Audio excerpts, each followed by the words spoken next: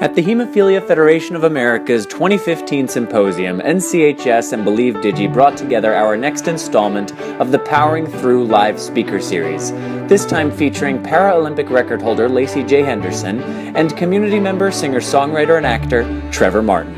Lacey Henderson is a Paralympic record holder. How many record holder? Can you define what these records are and what the Paralympics are? Because it is a word that sometimes takes a second for people to catch, right? The name itself, Paralympic, actually stands for parallel to the Olympics. So it was designed for people with just physical disabilities. I can't be the only person who thought it had something to do with paralyzed, right? That is a common misconception. Good. I thought that when I started Paralympics as well. I'm the American record holder for long jump. And thank you. I'm also right now the American lead in the 100 meters, and I hold the world record in Paralympic pole vault as well, which is kind of cool.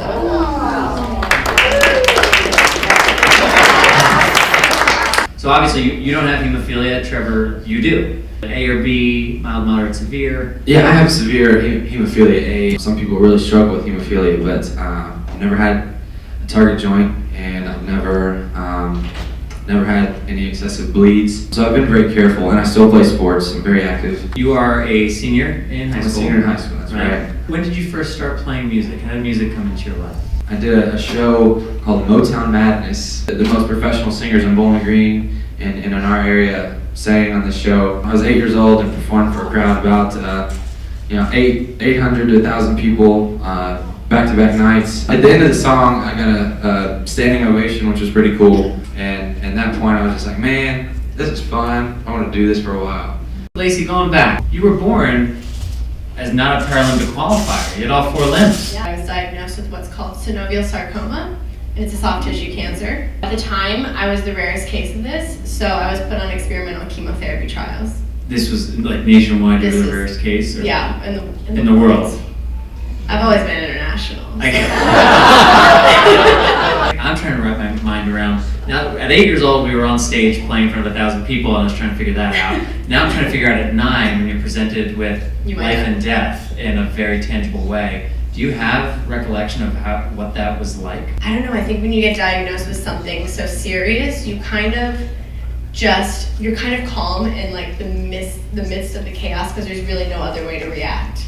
We did the amputation 3 months after my diagnosis.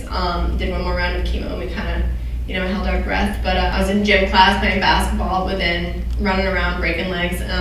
Probably 4 months after being fit with a prosthetic. Wow. Yeah, so it was a quick, but a lot of it is self-volition for sure. And my family was really supportive of everything, and I was just ready. I was tired of being a sick kid, so I was just ready to bounce back and be Lacey again. I've been in remission for 15 years, which is cool. Yeah. What in your life has brought about a level of maturity that is different than a lot of people your age? I mean, when you sit down to do your needle and your infusion, you don't want to act like a fool, because you just want to get this stupid thing over with. Well, not stupid, but No, we know what you mean. As a kid. I think we all know what you mean. My parents have really tried to help me look towards the future, and I think that's been one thing that's definitely been more help than anything, is them showing me how to be a mature person. Tell us a little bit about the leg, because this is not unique to you anymore, but it's unique to us. It's very unique to people. Well, Yeah. first of all, this is Pinky. It's my newest one. It's hot pink, yeah. Hi, Pinky. What has your experience been, especially in the last few years?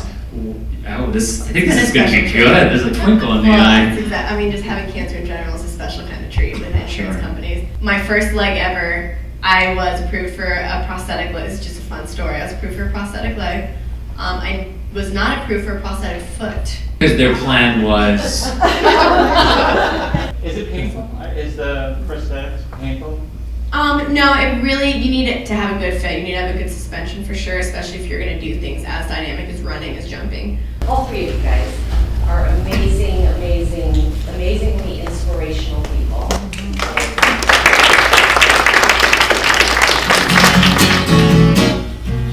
Don't waste my love, don't put it in the trash.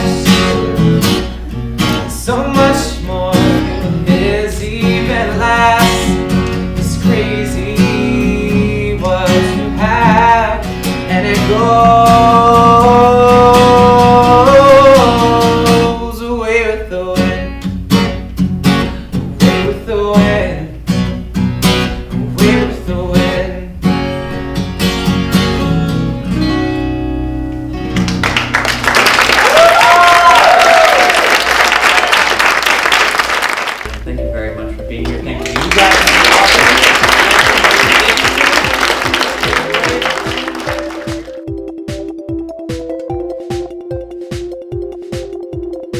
videos from other Powering Through events, visit poweringthrough.org.